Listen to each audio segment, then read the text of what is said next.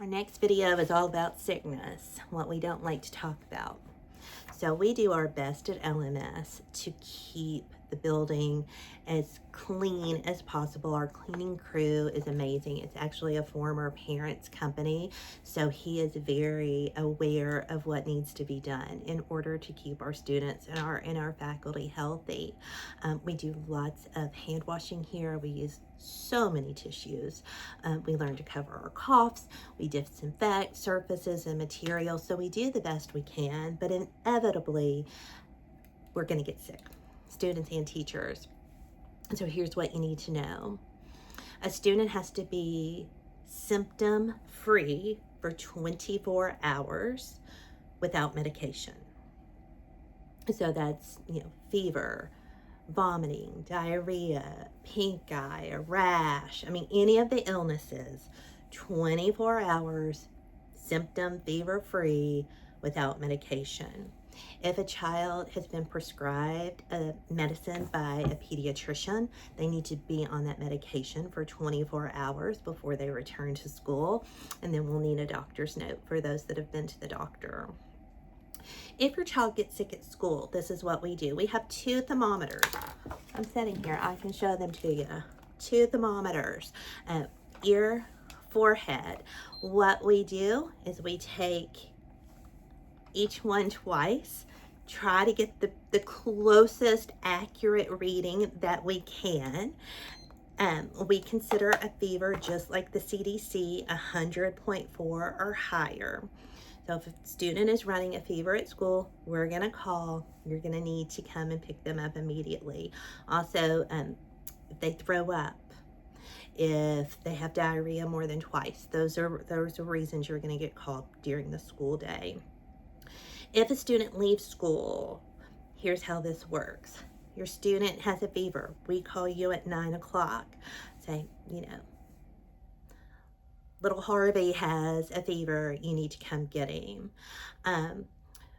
9 o'clock doesn't start the 24 hours. We add an hour to that and think 10 o'clock, because by the time parent gets here to pick up the child, they get them home, get some type of medication, or even if they just don't need that medication, they just need to wait out. It would be at least 10 o'clock the next school day before your child could return to school.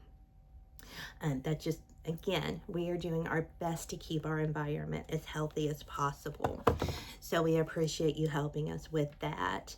Again, if your child is on a prescribed medicine, they need to be on that for at least 24 hours. If students need to take medication at school, we have medication permission forms that have to be filled out.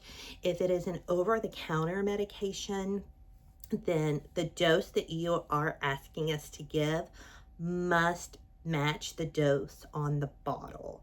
If it is not, then we need a doctor's note prescription saying that the child can have a dose other than what is on the bottle.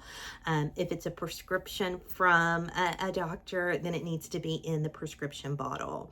And we have a lock cabinet right up here in the office, so all medication that students need to take at school is kept in the office in this cabinet. Again, safety. Medication permission is also good for sunscreen and bug spray. We can't put those on your child at school without that permission form being filled out. So that all good things to know. We understand that when we call during the school day, it is your work day for most of you. For those of you that might not work outside the home, you still have a schedule. You have things that you are planning to do. We understand that it's inconvenient. Please know that we do not call at the drop of the hat. Our goal is to keep the student in the building if at all possible. You can help us with this, though. If your child is not feeling well in the morning, and I know I am a mom, but they're older now. If I'm not feeling good, I don't want to go to school. Oh, it's okay. If you don't feel any better, just tell them to call me, or you can call me. I'm going to tell you what's going to happen. They're going to be in the office all morning saying, my dad said I could call. I'm not feeling well.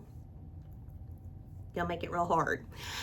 So this is our suggestion for that to help you.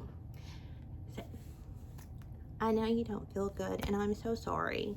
Uh, we have no doubt that your teachers and Miss Tucker, they're going to take good care of you. So if they see you're not feeling well, they're going to let us know. Then send us a message. Say, hey, Harvey wasn't feeling well this morning. Can you keep an eye on him? 100%. So that just makes it a little bit easier, because when the seed's planted that they can call, they're going to grow that seed. Trust me. So just a little helpful hint for you all. The other thing that we want you all to know about sickness and sending kids home is we will sometimes notice that a child is not feeling well, that they're just not themselves. They don't have a fever. They, aren't throwing up, anything else like that. We're just going to send you a quick message that says, hey, Harvey's not really being himself today. Here's what's going on. Just wanted to let you know to keep an eye on it.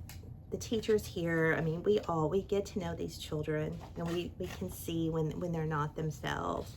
So we will do that for you. A message like that doesn't mean you have to come and get them. We want you to know what's going on at school. If a child is injured at school, we will send home an incident report. We try to get those incident reports out the same day.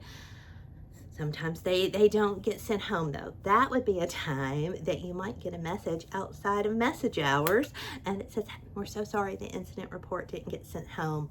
This is what happened. If we know the incident report didn't get sent home. Sometimes it's an after school.